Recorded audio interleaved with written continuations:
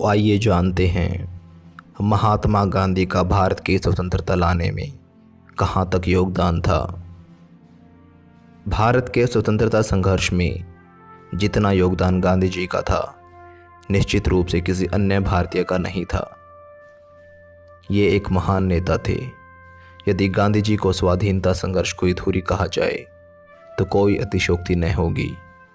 सन 1919 से 1947 तक वे भारत की राजनीति पर इस प्रकार छाए रहे कि बहुत से इतिहासकारों ने इस काल को गांधी युग का नाम दिया। देश के स्वतंत्रता संग्राम में सक्रिय भाग लेते हुए उन्होंने अन्य नेताओं का मार्गदर्शन भी किया। उन्होंने अहिंसा की नीति अपनाकर शांतिपूर्ण ढंग से शक्तिशाली ब्रिटिश सरकार की तख्त को हिला दिया। गांधी जी के असहयोग आंदोलन, सत्याग्रह आंदोलन, सविनय अवज्ञा आंदोलन, भारत छोड़ो आंदोलन और स्वदेशी आंदोलन जैसे अनेक शक्तिशाली आंदोलनों ने अंग्रेजी सरकार की नींव जड़ से हिला डाली। गांधी जी ने सत्य और अहिंसा का मार्ग अपनाया। उन्होंने अपने आंदोलनों को शांतिपूर्ण ढंग से किया। हिंदू मुस्लिम एकता को कायम रखने के लिए ही भरसक प्रयत्न इन्होंने किए थे, जिससे अंग्रेजों की फूट डालो और शासन करो की नीति सफल न हो सकी। गांधी जी ने अपने प्रिय देश भारत के लिए अपना तन मन धर्म सर्वस्व न्यौछावर कर दिया। देश को स्वतंत्र कराने के लिए अंग्रेजी सरकार की लाठियां गोली खानी पड़ी। अनेक बार जेल गए, अनेक यातनाएं सही, अत्याचार सहा, परंतु आज़ादी का वह दीवाना अपने निश्चय पर अटल रहा। प्रसिद्ध दांडी यात्रा के समय उन्होंने अपने सहयोगियों से बड़े जोरदार शब्दों में कहा था, हम मातृभूमि के सैनिक हैं, आज़ादी के मतवाले हैं, बलि देवी पर हंस हंस करके निज शीश चढ़ाने वाले हैं। उन्होंने विभिन्न आंदोलनों का कुशल नेतृत्व किया। असहयोग आंदोलन, जब कभी भी अंग्रेजी सरकार ने भारत के लोगों के हितों की अनदेखी की, गांधी ने सदैव लोगों को कहा कि वे अंग्रेजों का सहयोग न दे। उनका विचार था कि भारतीय अंग्रेजों का साथ नहीं देंगे तो अंग्रेजी सरकार यहाँ टिक न सकेगी। उनके कहने पर अनेक भारतीयों ने, चाहे वे क्लर्क थे, वकील थे, कारोबारी थे, कारीगर थे या किसी भी क्षेत्र में काम करने वाले लोग थे या फिर विद्यार्थी थे, सब ने अपने अपने तरीके से अंग्रेजी सरकार का सहयोग न देकर असहयोग आंदोलन को सफल बनाया। फिर सभी वर्ग स्वतंत्रता की लड़ाई में कूद पड़े। यहाँ तक कि विद्यार्थियों ने भी स्कूलों में जाना छोड़ दिया। कारीगरों ने हड़तालें की, जिससे कि अंग्रेजी सरकार को लाखों करोड़ों का नुकसान हुआ एवं उनकी बनाई संस्थाएं सभी ठप पड़ गई। उनके कारोबार बंद हो गए, स्कूल कॉलेजेस सभी बंद हो गए। तो ये थी असहयोग आंदोलन की ताकत। सविनय अवज्ञा आंदोलन, यह भी गांधी जी का एक प्रमुख आंदोलन था।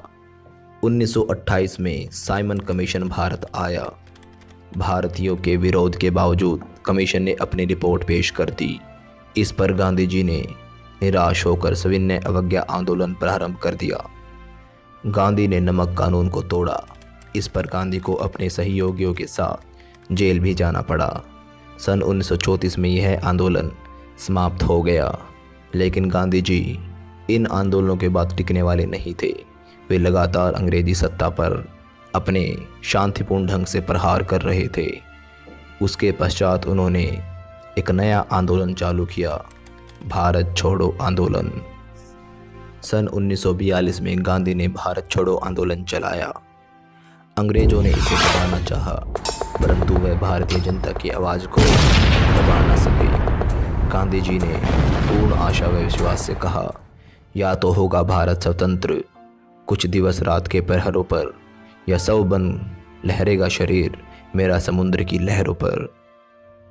तो ये था गांधी जी का विचार, और गांधी जी ने पूरे जोर शोर से अपने आंदोलन को जारी रखा। एक अन्य आंदोलन गांधी जी ने चलाया जिसका नाम था सत्याग्रह आंदोलन।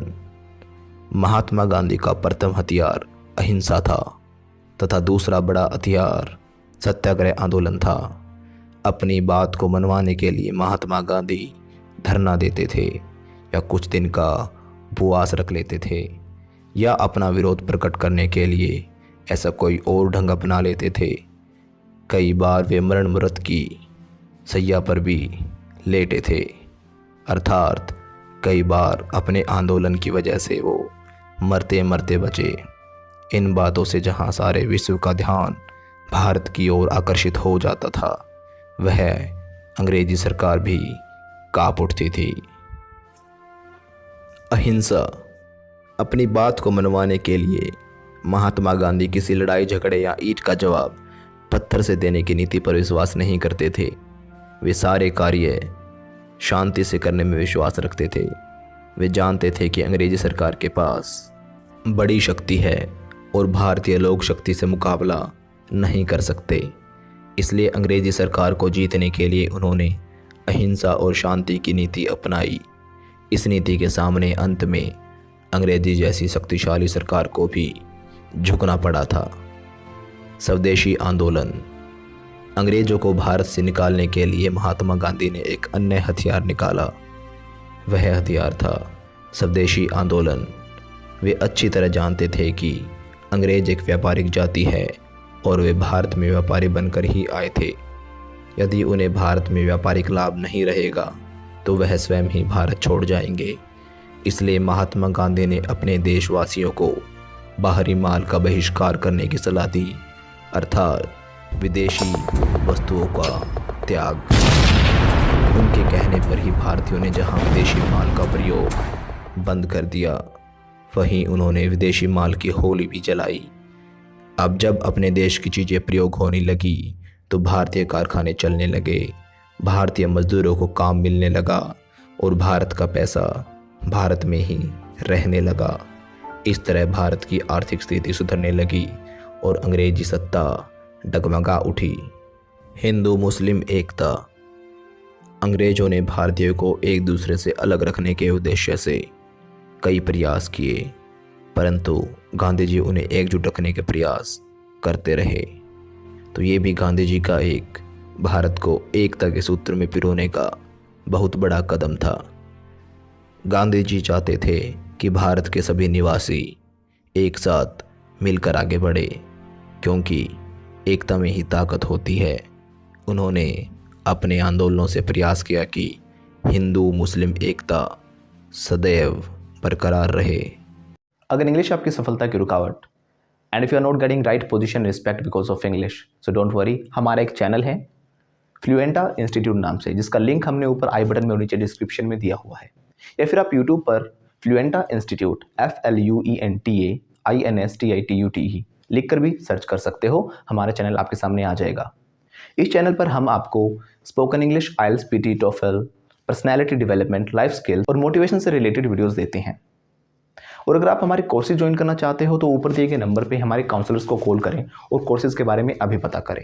लेकिन ध्यान रखना, जो ऊपर नंबर दिए गए हैं ये सिर्फ स्पोकन इंग्लिश डिपार्टमेंट में ही मिलेंगे।